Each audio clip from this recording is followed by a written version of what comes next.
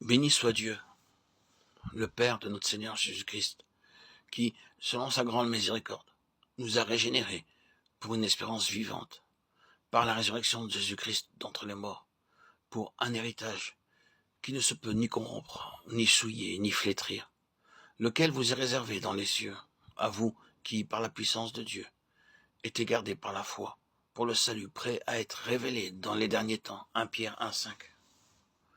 Vous êtes gardés par la puissance de Dieu, par la foi pour le salut. Ces paroles seront les sujets de notre méditation. Nous trouvons exprimées ici deux vérités merveilleuses concernant la manière dont un croyant est gardé pour le salut. La première vérité est celle-ci. Vous êtes gardés par la puissance de Dieu. Et voici la seconde. Vous êtes gardés par la foi. Nous voulons considérer les deux côtés. Le côté de Dieu qui, par sa puissance, offre d'être notre gardien à chaque moment de la journée. Et le côté humain.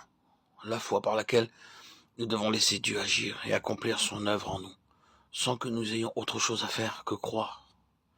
Vous avez été régénérés pour un héritage qui vous est réservé dans les cieux. Et ici sur la terre, vous êtes gardés par la puissance de Dieu. Un héritage nous est réservé dans le ciel et ici-bas, sur la terre, nous sommes gardés par la puissance de Dieu. Au sujet de l'héritage qui nous est réservé dans les cieux, nous n'avons aucune hésitation, aucun doute et aucune question ne se pose à notre esprit. Dieu nous garde cet héritage d'une manière parfaite et absolument merveilleuse. Et cet héritage nous attend là-haut d'une façon certaine. Et ce même Dieu qui garde l'héritage me garde aussi pour cet héritage. C'est là ce que je dois comprendre.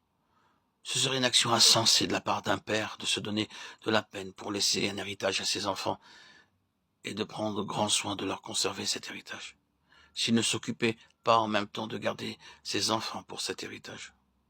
Que penseriez-vous d'un homme qui emploierait tout son temps et qui ferait tous les sacrifices possibles pour amasser de l'argent, et quand il aurait amassé une fortune considérable, vous lui demandiez pourquoi il a fait tant de sacrifices, il vous répondait: je désire laisser à mes enfants un riche héritage, et je garde ma fortune pour eux. Que penseriez-vous de cet homme-là, si vous appreniez d'autre part que cet homme ne s'occupe pas de l'éducation de ses enfants, qu'il les laisse courir dans la rue et les abandonne à leurs mauvais instincts? Ne direz-vous pas: le pauvre homme, il garde son héritage pour ses enfants, mais il ne s'occupe pas de garder ses enfants et de les préparer à recevoir cet héritage? Et pourtant, il y a bien des chrétiens qui pensent: Dieu m'a réservé un héritage dans les cieux, mais qui ne peuvent croire: Dieu me garde pour cet héritage.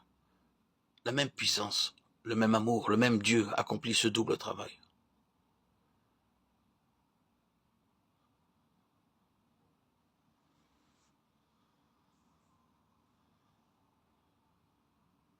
Dieu fait cela pour nous.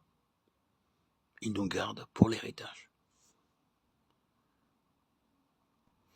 Nous sommes gardés par la puissance de Dieu. Nous sommes gardés par la foi.